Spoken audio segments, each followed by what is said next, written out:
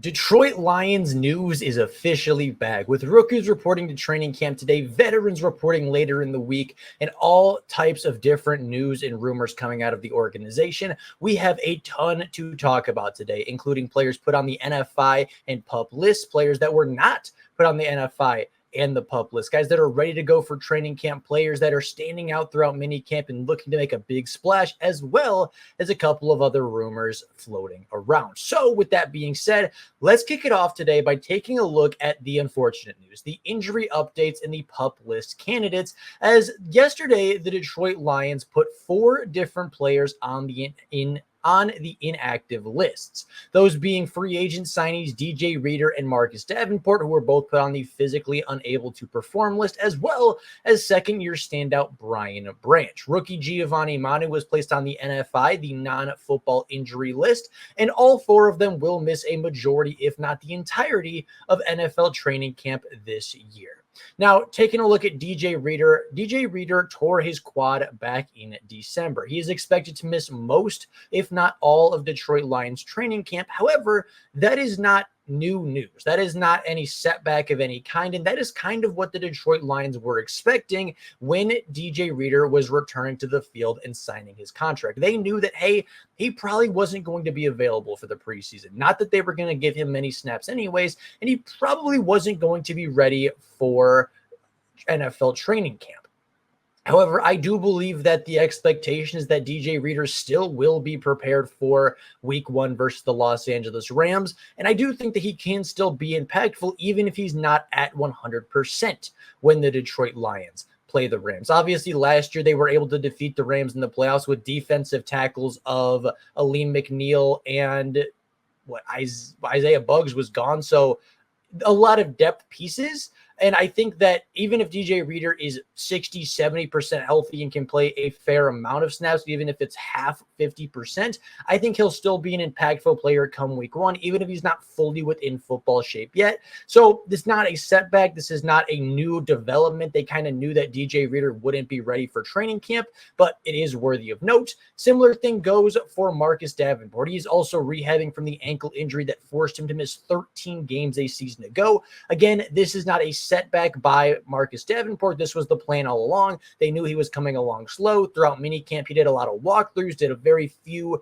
individual and team drills, but a lot of it was walkthrough. A lot of it was very easy stuff. And again, this is not a setback. This is just an update that, yeah, he's not quite ready to go yet. However, we do still have well over a month to go before training camp officially is over and the Lions are preparing for week 1 versus the Rams. Marcus Davenport would likely not have gotten very much time in the preseason anyway, so letting him rest, letting him recover, and letting him rehab is the smartest option for the Detroit Lions. And then you have Brian Branch, who went through ankle surgery this summer, missed all of minicamp, all of OTAs, but is expected to be back for week 1. He's making really good progress, and while he's not going to be ready for the start of training camp, there is a good chance that he is ready for at least the middle to ending parts of training camp, and again, will be in good shape for week 1 when the Detroit Lions host the Los Angeles Rams on Sunday Night Football.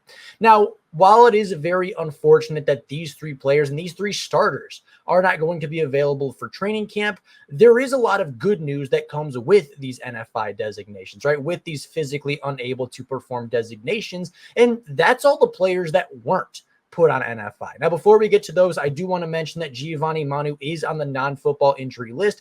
I couldn't find exactly what the injury was, couldn't find exactly what he was dealing with. I don't know what the severity of this injury is or when he'll be back. I really couldn't find any information outside of he was put on the NFI list. So if you have found that, please put in the comments down below. I could not find any information, but if you have some, I'd be appreciative to know what is happening with Manu and his timeline as well. But as I said, with the 4 players being put on the non-participation list, we do know that a lot of other players are able to participate in camp and take part in Detroit Lions training camp. Emmanuel Mosley, a player that last year did not play in training camp, did not play in the preseason, barely played in the regular season, and tore his ACL just 4 snaps into his 2023 campaign, is officially healthy enough to take part in training camp as well as the preseason. Kirby Joseph, a player that throughout OTAs and minicamp was doing a lot of walkthroughs, a few team drills, but no contact at all, is officially healthy to take part in training camp. Same thing with Jahmyr Gibbs and Frank Ragnow and Terrion Arnold and Taylor Decker. Guys that weren't healthy 3 to 4 weeks ago are now at least healthy enough to contribute at training camp to get the reps in and start working their way to the active roster. Again, we know that Taylor Decker is going to be a starter. Frank Ragnow is going to power through. Jahmyr Gibbs and Kirby Joseph said that they will be fine, but it's really encouraging to see that Emmanuel Mosley is healthy enough to practice, that Jahmyr Gibbs and Terrion Arnold are healthy enough to practice, because those are big players that are going to be relied upon really heavily in 2024. And it's good to see that the Lions are starting off a little bit healthier than they might have seemed through OTAs and training camp. Now, getting on to some more positive news. News has been reported that wide receiver Antoine Green is officially taking reps with the first team offense and stealing some reps from guys like Donovan Peoples-Jones and Khalif Raymond for that wide receiver 3 position. Now, Antoine Green was a preseason star last year in 2023, being explosive, making big plays, but also being really inconsistent through camp. We talked about him a couple of weeks ago saying, yeah, Dan Campbell came out and said that he was fantastic, that he would make these wow, jaw-dropping plays, and then he would turn around and he would drop a really easy slant, or he'd drop a screen, and he'd go from absolute wow moments to absolute moments of, will this kid make the roster? And we know that last year Antoine Green ended up making the roster. We know that he ended up being slightly impactful in 2023, but very impactful in the 2023 preseason, and this year it seems like the consistency is starting to come along. Now, last year, Antoine Green, in his 3 games of the preseason, had 8 targets for 7 receptions, 151 yards, and a touchdown. He stands at 6'2", 205 pounds with 4.4 speed. And this is a player that, if he does hit his ceiling, can be the X wide receiver for the Detroit Lions. If those consistencies get better, if the drops stop, and if he can kind of just rein in his ability to be more consistent, this is a player that can be the X wide receiver for the Detroit Lions, which would allow Jameson Williams to play the more natural Z wide receiver that he is more accustomed to, and allow Amon-Ra St. Brown to work primarily from the slot, where he is at his best, where he does create the most separation, where he does make some of his biggest plays. And while Amon-Ra St. Brown can play on the boundary and Jameson Williams can play an X wide receiver role, I think if Donovan Peoples-Jones or Antoine Green can come together and become the X wide receiver that the Detroit Lions have been looking for, that will allow Jameson Williams to be utilized at his best, and it will allow Amon-Ra St. Brown to be utilized at his best as well. It will leave Khalif Raymond to be kind of the gadget player on the offense, right? The sweeps, the end arounds, the screen pass guy. He can fill in that role really well and kind of fill all the roles as needed. And then DPJ is just really good depth. Another 6'2", 190, 200-pound player. 4.4 speed, X wide receiver build. And if he and Antoine Green even combined can put up 600, 700 yards on the season, I think it will help take the Detroit Lions offense to a completely different level. But throughout minicamp, throughout OTAs, Antoine Green has been seen taking reps with Jared Goff and the first team offense. And I think that that's just something that is really interesting and I think does need to be talked about. Now, speaking on the wide receivers, of course, there are going to be the rumors of Brandon Ayuk. There have been rumors put out by Woodward Sports, rumors put out by really any Detroit Lions media at this point of, hey, should the Detroit Lions trade for Brandon Ayuk? It has been reported that the Patriots have offered a second-round pick, and that right around that range is kind of what you're expecting for a wide receiver like Brandon Ayuk. And while pairing Ayuk with Amon-Ra St. Brown and Jameson Williams and the rest of that receiving core would be great, it's not going to happen. And I'm not going to entertain the idea outside of this small segment. It's not going to happen. Brad Holmes is not going to give up a top 2 pick in his NFL draft class after already sacrificing a 3rd-round selection to get a wide receiver to pay him upwards of what they just paid Amon-Ra St. Brown. It will not happen. It should not happen. And that is the end of that conversation. However, there is a little bit more news about wide receivers, as the Detroit Lions as a football team may be fined for their failure to report the injury of Amon-Ra St. Brown.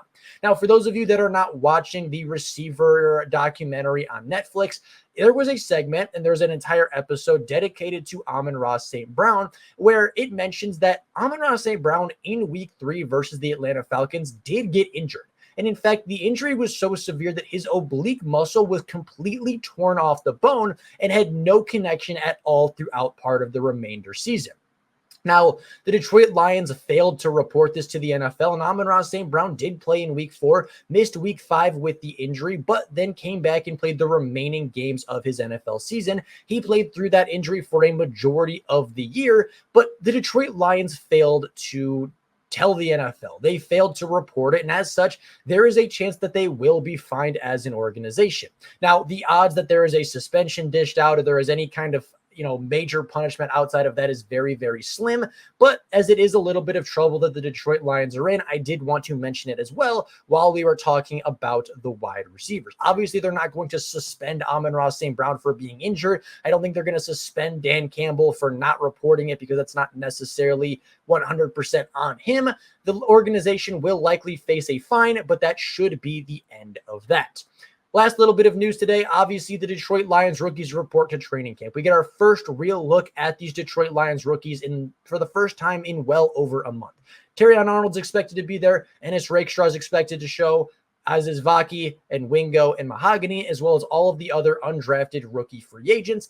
It's going to be really fun to hear about. I am excited to see what these rookies do at training camp. I'm excited to report on it tomorrow to see how Arnold looks, how Rakestraw looks, how Vaki looks, how Wingo and Mahogany are looking in training camp, as well as guys like Isaiah Williams and Jalen Calhoun and all of these other really young, talented offensive linemen that they've brought in and defensive pass rushers that they've brought in.